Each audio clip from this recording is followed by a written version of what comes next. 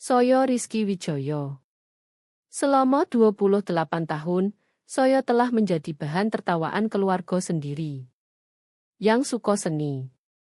Yang tidak pernah serius. Yang selalu mengecewakan karena memilih fotografi daripada melanjutkan sekolah hukum. Yang hanya menyewa apartemen studio kecil di Tebet, Jakarta Selatan, daripada membeli rumah sendiri. Yang masih mengendarai Civic tua berusia 10 tahun sementara kakak saya Budi melaju dengan mulia setnya keliling kota. Budi adalah anak emas keluarga. Lulusan Universitas Indonesia, pengacara korporat sukses, menikah dengan Sinto seorang dokter spesialis anak. Mereka tinggal di rumah mewah seluas 400 meter persegi di Pondok Indah yang ibu tak pernah berhenti memuji-muji. Sementara saya, apartemen 60 meter persegi di Tebet itu selalu disebut ibu sebagai fase seni Rizky yang sudah berlangsung 1 dekade. Dinamika keluarga kami semakin jelas setiap kali makan malam lebaran atau hari raya. Budi akan bercerita panjang lebar tentang kasus-kasus besarnya, jam tagihannya yang fantastis, keanggotaan klub elitnya. Sinto akan membahas operasi-operasinya, politik rumah sakit, dan acara amal yang dia pimpin. Sedangkan begitu saya menyebut satu proyek fotografi, ibu langsung menepuk tangan saya seperti anak kecil yang baru menunjukkan gambar krayon. Bagus sekali, nak, katanya sambil tersenyum tipis, lalu langsung berpaling ke Budi. Ceritakan lebih lanjut tentang merger itu, nak Budi. Ayah lebih halus, tapi kekecewaan terpancar dari matanya seperti panas matahari Jakarta di siang bolong. Beliau pengembang properti seumur hidup. Membuat kerajaan kecil dari nol di Jakarta. 8 unit properti sewa yang menghasilkan pendapatan tetap. Perusahaan pengembangan yang sudah membentuk 3 kawasan perumahan. Ayah ingin kedua anak laki-lakinya terlibat dalam bisnis itu. Budi masuk ke hukum untuk mengurus sisi legal.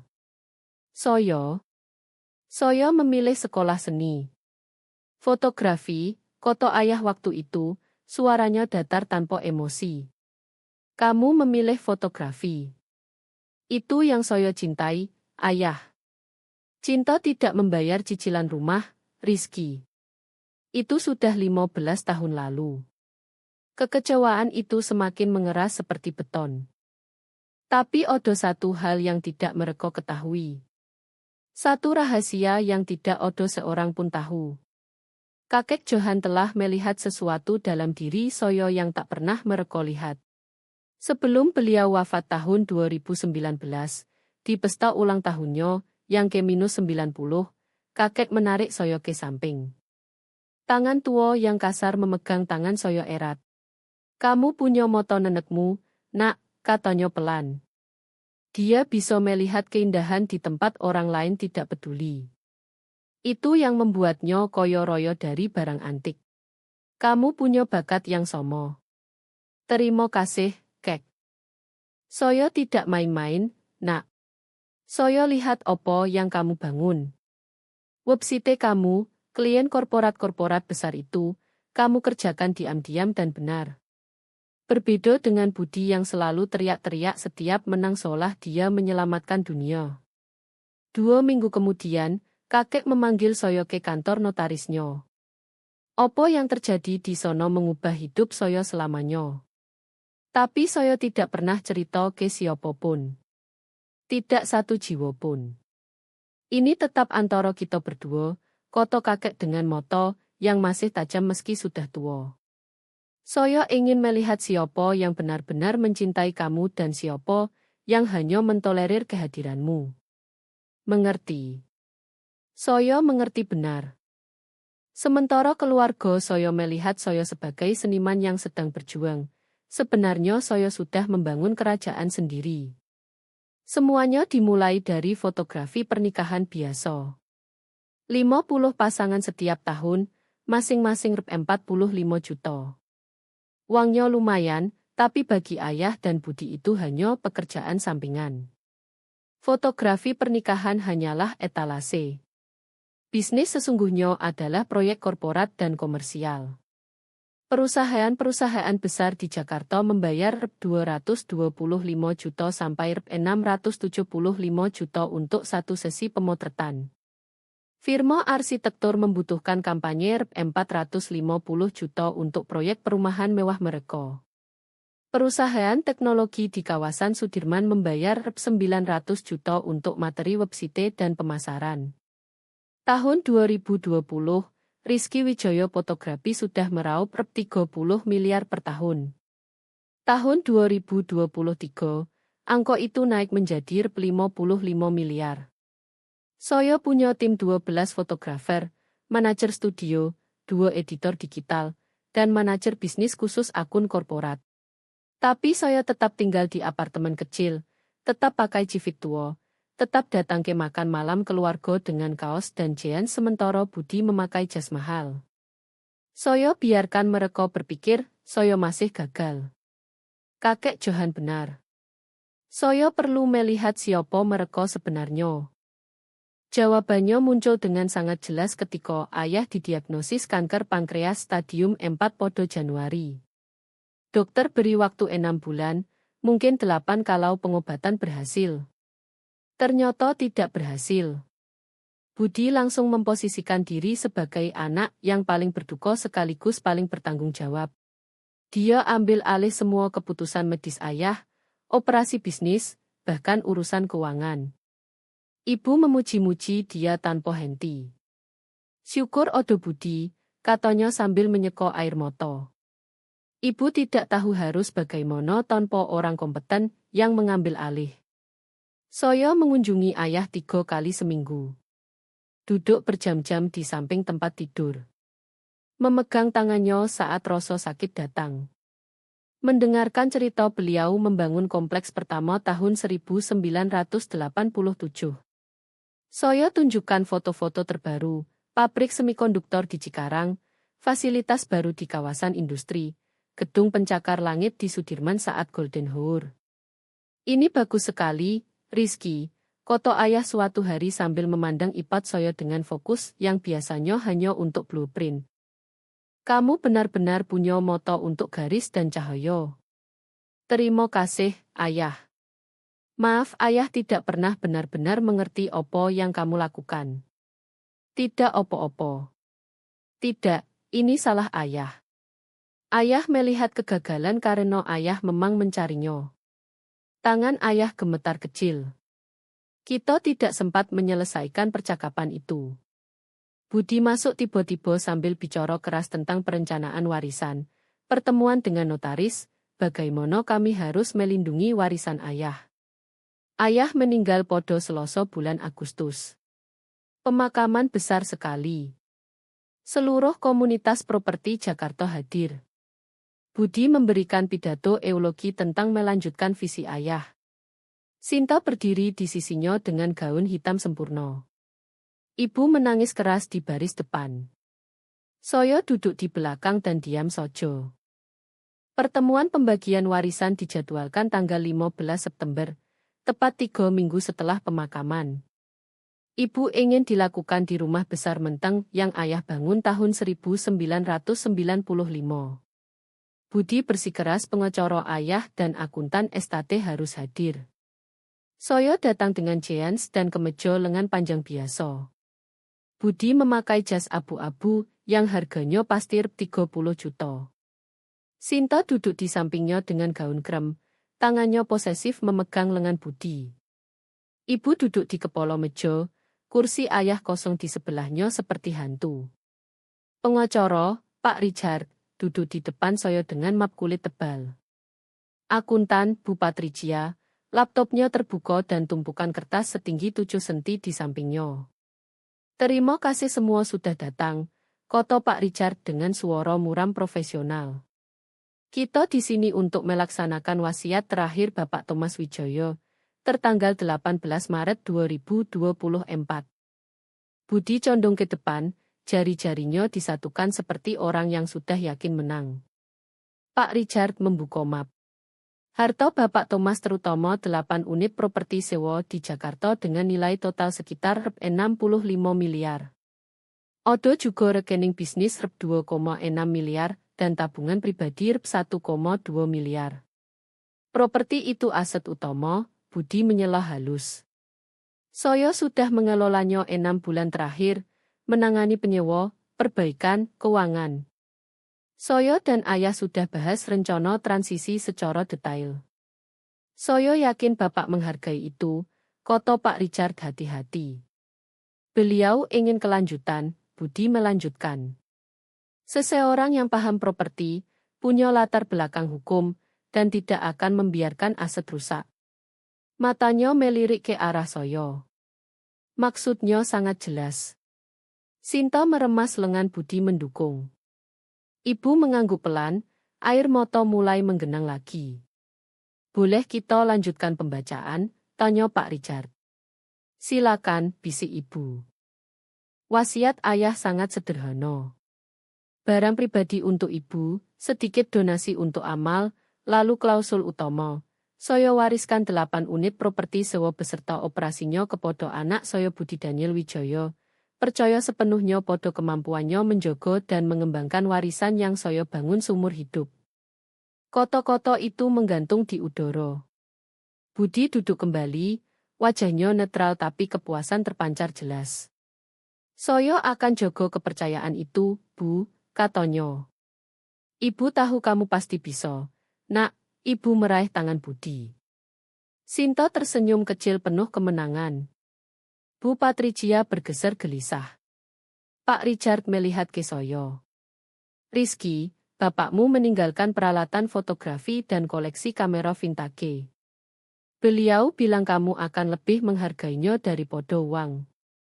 Kamera senilai Rp 300 juta versus Rp 65 miliar properti. Pesan itu sangat jelas, kamu yang suka seni, ambil barang seni saja. Tapi Budi condong lagi ke depan.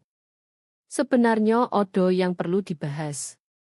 Bu Patricia menemukan ketidakberesan di rekening properti. Ketidakberesan, tanya saya pelan. Selama 3 tahun terakhir, kata Bu Patricia suaranya tegang, ada penarikan sistematis dari rekening pendapatan sewa total Rp 4 miliar. Uangnya masuk ke rekening yang tidak bisa kami lacak. Semua mata langsung ke saya. Rizky, ibu suaranya pecah. Katakan kamu tidak apa. Mencuri dari ayahmu, kata Budi datar. Saat beliau sakit dan percaya kamu mengunjunginya. Tuduhan itu begitu gila sampai saya butuh waktu untuk mencernanya. Kamu pikir saya mencuri dari ayah? Waktunya cocok dengan kunjunganmu, Budi keluarkan map sendiri. Saya sudah catat setiap penarikan. Persis hari-hari kamu punya akses ke kantor ayah, komputer, dan berkasnya. Ini gila, Sinta ikut dengan nodo dokter yang dingin. Kamu tinggal di apartemen kecil 10 tahun. Tidak pernah kelihatan punya penghasilan, selalu pakai baju somo. Mungkin kamu putus asa. Saya punya bisnis fotografi pernikahan, Budi memotong. Kita tahu berapa penghasilannya, Rizky. 50 pernikahan setahun, mungkin Rp 150 juta kotor. Setelah biaya tinggal Rp 80 juta. Cuma cukup buat hidup. Angkanya hampir tepat, berarti dia sudah riset. Penarikan itu, ibu suaranya hampa. Uang sebanyak itu. Ayahmu kerja keras sekali. Saya tidak ambil opo-opo, kata saya tenang. Lalu kemana uangnya, tuntut Budi. Bu Patricia sudah lacak. Uang hilang dan kamu satu-satunya selain ayah yang punya akses. Pak Richard tampak sangat tidak nyaman. Mungkin kita perlu libatkan polisi. Tidak, ibu cepat. Belum. Rizky, katakan yang sebenarnya. Kamu ambil uangnya. Saya pandang satu persatu, ibu yang wajahnya lelah karena duka dan kini syok, Budi yang hampir tidak bisa sembunyikan kepuasan, Sinta dengan topeng keprihatinan yang tidak sampai ke mata, Bu Patricia yang menatap laptopnya, Pak Richard yang naluri hukumnya berteriak odo yang salah. Saya tidak ambil opo-opo, ulang saya. Kalau begitu kamu tidak keberatan kita bawa akuntan forensik, koto Budi. Atau lapor polisi, karena temuan Bu Patrijia masih awal. Penyelidikan sungguhan akan temukan kemono uang itu pergi. Dia geser selembar kertas. Saya sudah siapkan pernyataan pengakuan. Tanda tangani. Kembalikan uangnya dan kita selesaikan dalam keluarga. Tidak ada tuntutan pidana. Kamu hanya dicoret dari warisan masa depan. Dokumen itu sudah rapi, profesional. Budi sudah rencanakan ini lama. Tanda tangani, Rizky, Pinto Ibu. Perbaiki ini. Saya lihat pernyataan pengakuan itu, wajah puas Budi, ketidaknyamanan Pak Richard, kebingungan Bu Patrijia. Lalu saya masukkan tangan ke tas selempang dan keluarkan map tebal saya sendiri, terikat rapi dengan tab dan penanda halaman. Saya letakkan pelan di meja. Sebelum saya tanda tangani apapun, koto saya pelan, saya rasa kalian semua harus lihat ini dulu. Senyum Budi goyah, hanya sedetik, tapi saya lihat. Saya buka map kitab pertama. Ini dokumen hibah yang kakek Johan buat tanggal 12 April 2019, 5 bulan sebelum beliau wafat. Saya geser halaman pertama ke Pak Richard. Matanya membesar saat membaca. Kakek Johan sudah pindahkan 8 unit properti sewa ke nomo saya tahun 2019, koto saya tenang. Akta-aktanya sudah didaftarkan di kantor pertanahan Jakarta bulan yang sama. Catatan publik. Bisa dicek sekarang juga. Ruangan langsung hening total. Mustahil, koto Budi, tapi suaranya sudah tipis. Halaman 4 odo akta pindah hak. Halaman 8 sertifikat asuransi judul. Halaman 12 catatan pajak properti atas nomo saya sejak 2019. Saya balik halaman-halaman itu satu per satu dengan tenang. Properti itu sudah milik saya 5 tahun. Saya yang bayar pajak, asuransi, dan kelola sebenarnya. Tapi wasiat ayah ibu tergagap. Wasiat ayah mewariskan properti yang sudah bukan milik ayah lagi, koto saya. Ayah tidak bisa mewariskan opo yang sudah menjadi milik saya. Pak Richard membaca cepat, wajahnya memucat. Dokumen ini tampak sah. Nomor pendaftaran, cap notaris, stempel kantor tanah. Telepon kantor pertanahan Jakarta, koto saya. Nomor pendaftarannya ada di sini. Hanya butuh 5 menit untuk verifikasi. Bu Patrijia sudah mengetik cepat di laptopnya. Ya Tuhan, desahnya. Dia benar. Semua properti tercatat atas nomor Rizky Wijaya sejak April 2019. Wajah Budi kehilangan warna. Kenapa kakek lakukan itu? Karena kakek ingin melihat siapa yang benar-benar peduli pada saya, jawab saya sederhana. Beliau suruh saya diam supaya bisa lihat bagaimana kalian memperlakukan saya saat kalian pikir saya tidak punya opo-opo. Saya buka tab kedua. Sekarang soal rep 4 miliar yang hilang itu. Tangan Budi mencengkeram pinggir meja. Itu bukan penarikan, koto saya. Itu pembayaran sewa yang masuk ke rekening yang benar. Rekening saya. Karena saya pemilik properti. Bu Patrijia, kamu lihat rekening bisnis lomo ayah dan bertanya-tanya ke mono uangnya. Uang itu pergi ke pemilik sebenarnya. Saya geser dokumen lain. Ini laporan rekening bisnis saya, Rizky Wijaya Property Management. Setiap setoran cocok persis dengan tanggal yang Bu Patrijia tandai. Karena penyewa bayar ke pemilik yang benar. Bu Patrijia menatap layar, lalu dokumen saya, lalu layar lagi. Jumlahnya cocok persis, bisiknya. Jadi saat kalian tuduh saya mencuri, saya pandang langsung ke Budi. Sebenarnya kalian gambarkan diri sendiri. Kalian mencoba klaim properti yang bukan milik kalian. Itu penipuan. Saya tidak tahu, Budi mulai. Kamu tidak tahu karena tidak pernah tanya. Kamu hanya lihat opo yang kamu mau lihat. Seorang adik gagal yang bisa kamu salahkan untuk skemo kamu. Saya buka tab ketiga dan suara saya semakin dingin. Tapi bagian menariknya di sini. Bu Patrijia, kamu bilang menemukan ketidakberesan. Apakah kamu menemukan ketidakberesan lain? Dia tampak bingung. Penarikan dari rekening cadangan pemeliharaan properti yang masuk ke perusahaan milik Sinto Wijoyo. Wajah Sinto langsung memucat. Antara 2022 sampai 2024, seseorang sistematis menguras 2 miliar dari dana cadangan pemeliharaan. Saya sadar 6 bulan lalu karena saya memang review rekening properti saya setiap bulan. Saya sewa akuntan forensik sungguhan dan mereka lacak setiap rupiah. Saya letakkan dokumen lain di meja. Uang itu masuk ke Luxury Medical Consulting, perusahaan atas nama Sinto. Tapi tidak ada bisnis konsultasi. Hanya perusahaan cangkang. Itu bukan Sinto mulai, tapi suaranya pecah.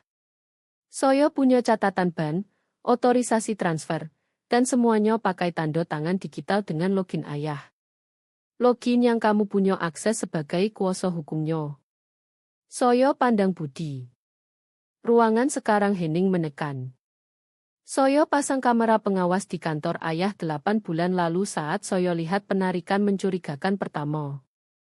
Saya punya rekaman Budi membuka komputer ayah malam-malam pakai password ayah dan lakukan transfer. Budi berdiri tiba-tiba, kursinya bergeser keras. Ini fitnah. Duduk, Pak Wijoyo, suara baru terdengar dari pintu. Semua berpaling. 2 orang berdiri di sono. Seorang pria berusia 50-an berjas dan seorang wanita 40-an dengan lencana di pinggang. Saya Komisaris Besar Rino Sari dari Direktorat Tindak Pidana Ekonomi Bareskrim Polri, kata wanita itu. Ini jaksa penuntut umum Joko. Tidak ada hubungan keluarga. Kami sedang menyelidiki dugaan penggelapan terhadap harta orang tua lanjut usia milik Bapak Thomas Wijoyo. Polisi, bisik ibu. Rizky menghubungi kami 3 minggu lalu, kata Komisaris Rino sambil masuk ruangan. Dia memberikan bukti lengkap eksploitasi keuangan terhadap ayahnya yang sudah lanjut usia, termasuk pemalsuan identitas, penipuan transfer, dan penggelapan. Dia pandang Budi dan Sinto. Kami sudah verifikasi bukti itu 3 minggu terakhir. Semua dokumen sah. Semua catatan ban sesuai. Wajah Budi dari pucat jadi abu-abu. Sinto gemetar terlihat. Budi Daniel Wijoyo dan Sinto Rachel Wijoyo, lanjut Komisaris Rino. Kalian berdua ditangkap atas tuduhan konspirasi penipuan transfer, pemalsuan identitas, dan eksploitasi orang tua lanjut usia. Ini tuduhan pidana berat. Tunggu, kata Budi, tapi 2 petugas lain masuk dengan borgol. Kamu berhak diam.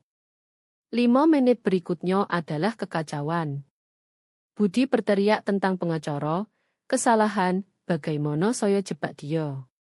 Sinto menangis, riasan sempurnanya hancur, maskara mengalir di pipi. Ibu duduk membeku syok. Pak Richard tampak bertambah tua 10 tahun. Bu Patrijia diam-diam menutup laptopnya. Petugas membawa Budi dan Sinto keluar dengan borgol.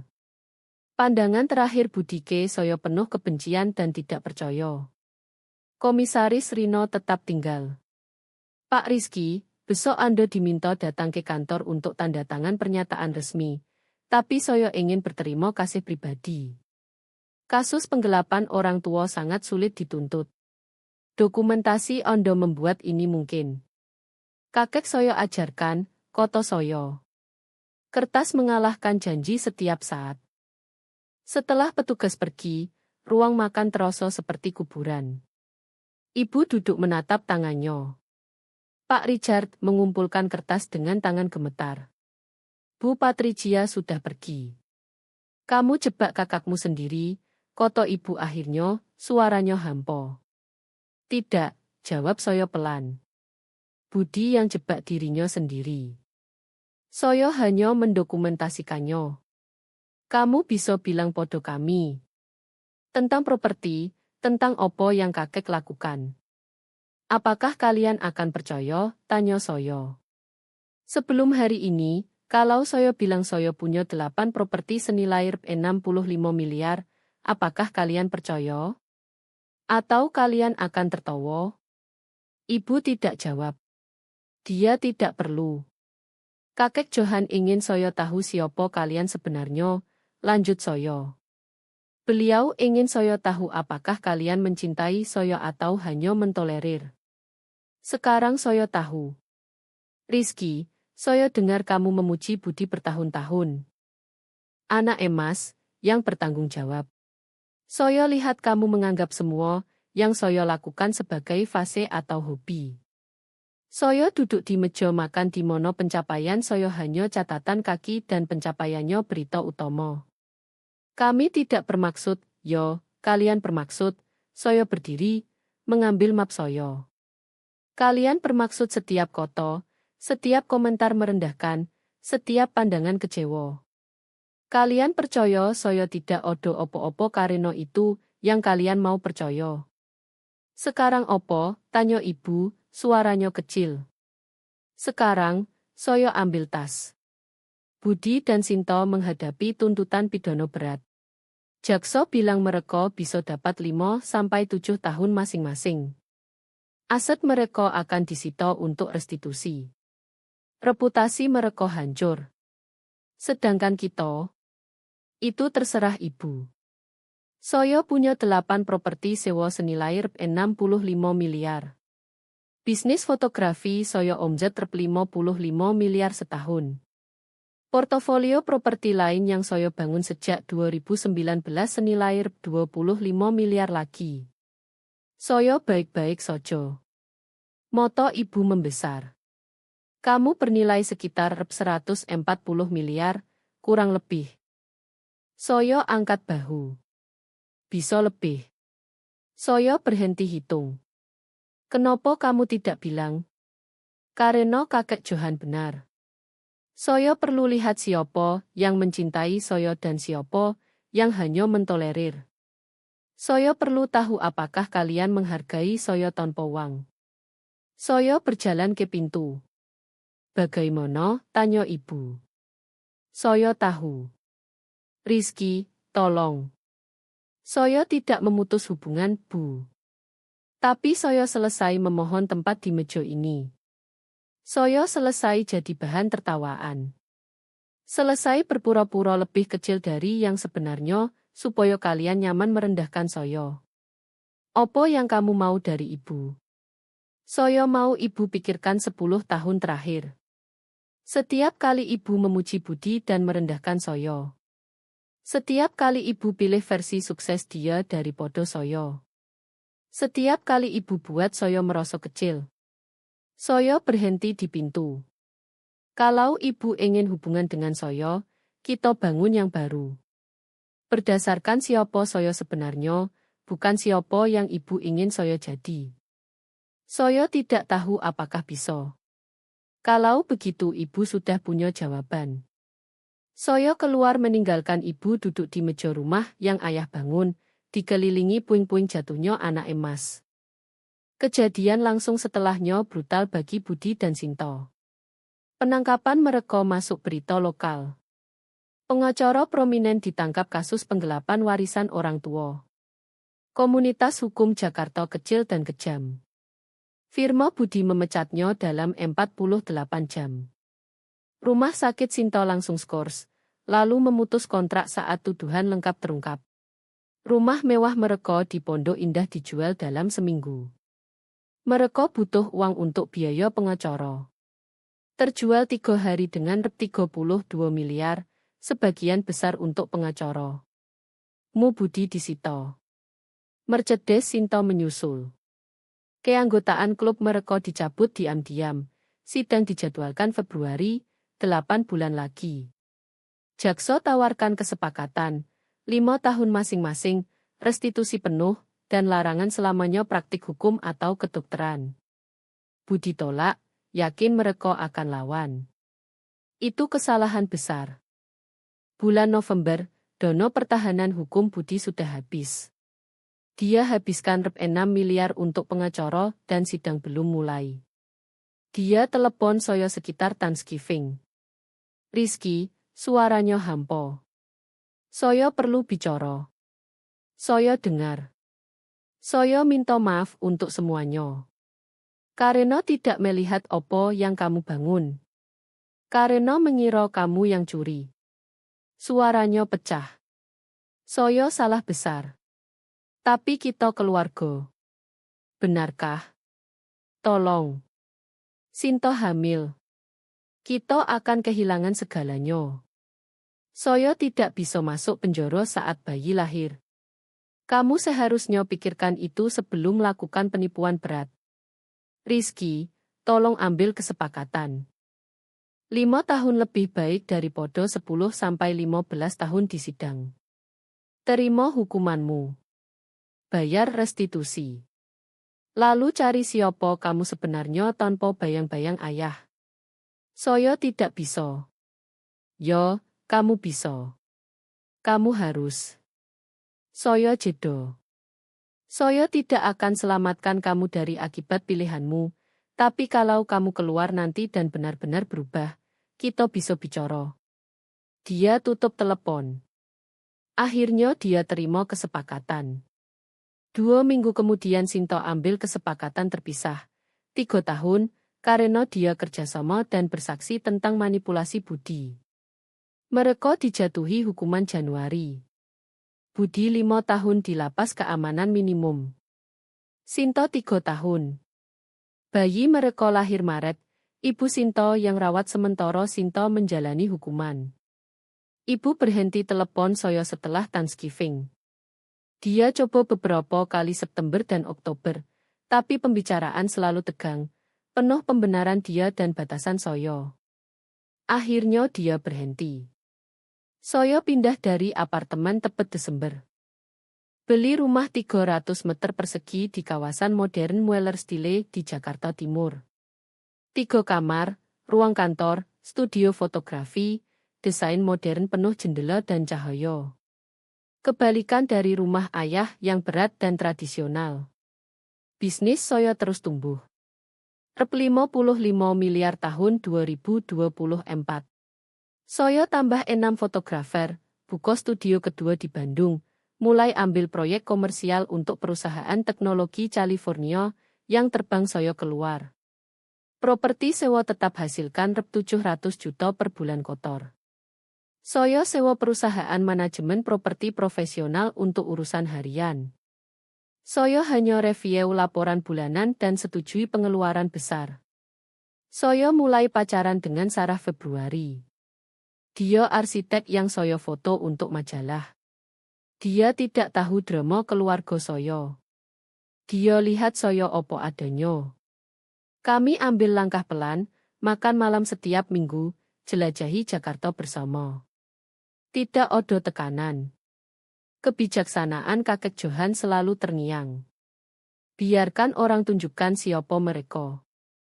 April, 1 tahun setelah penangkapan, saya terima surat dari ibu. Tulisan tangan 12 halaman. Dia sudah terapi, memahami peranannya dalam dinamika keluarga, bagaimana dia memungkinkan keangkuhan Budi dan meremehkan pencapaian saya, mengakui kegagalannya sebagai ibu. Saya tidak harap pengampunan, tulisnya.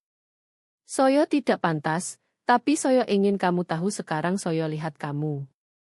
Benar-benar lihat. Dan saya bangga dengan pria yang kamu jadi, meski karena perlakuan saya, bukan karena itu. Saya tidak jawab langsung. Saya simpan surat itu 2 minggu, baca berulang, pikirkan apakah saya mau bangun jembatan lagi. Akhirnya saya telepon. Kami ketemu kopi di tempat netral, 1 jam. Saya belum siap maafkan ibu, kata saya.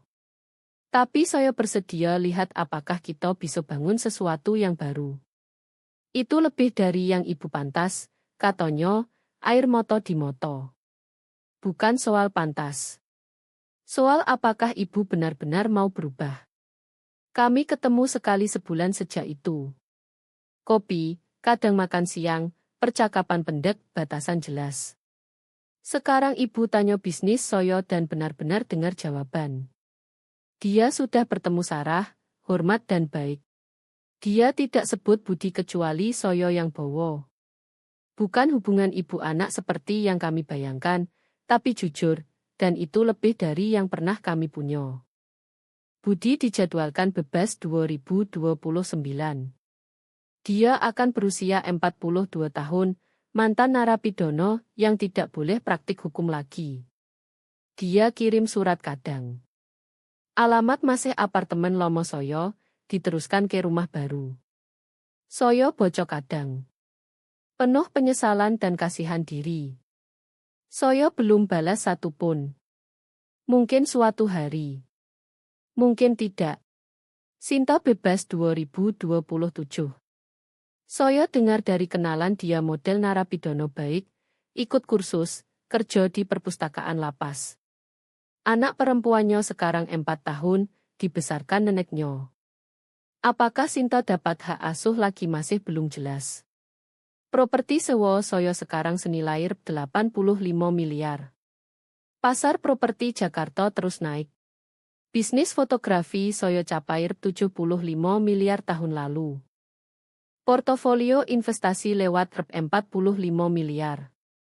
Soyo 32 tahun dan secara finansial aman dicoro yang ayah tidak pernah bayangkan. Tapi wong bukan intinya. Intinya adalah dilihat. Dihargai opo adanya, bukan opo yang mereka ingin Soyo jadi. Intinya adalah belajar bahwa hormat bukan karena darah.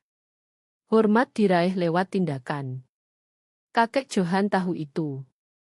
Beliau sudah 90 tahun melihat dinamika keluarga, memahami sifat manusia.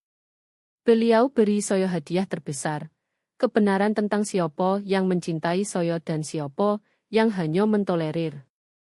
Warisan bukan properti.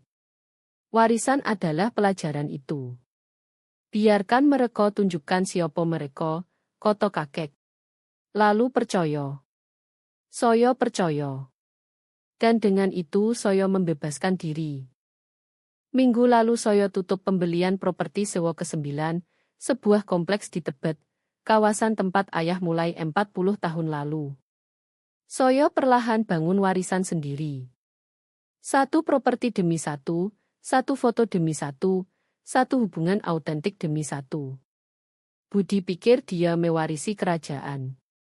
Yang dia dapat hukuman penjara dan pelajaran hidup. Kamu tidak bisa bangun apapun nyoto di atas fondasi kebohongan. Soyo sekarang bangun sesuatu nyoto. Bisnis yang mencerminkan visi Soyo. Properti yang hasilkan kekayaan sungguhan. Hubungan berdasarkan saling hormat. Hidup yang benar-benar milik Soyo. Anak emas jatuh. Anak yang dulu jadi kambing hitam bangkit. Dan podo akhirnya, satu-satunya warisan yang penting adalah yang mengajarkan nilai diri Soyo sendiri. Pelajaran itu lebih berharga dari podo 8 properti, lebih dari 140 miliar, lebih dari semua persetujuan yang Soyo kejar 28 tahun. Kakek Johan benar. Kertas mengalahkan janji setiap saat. Tapi kebenaran mengalahkan segalanya.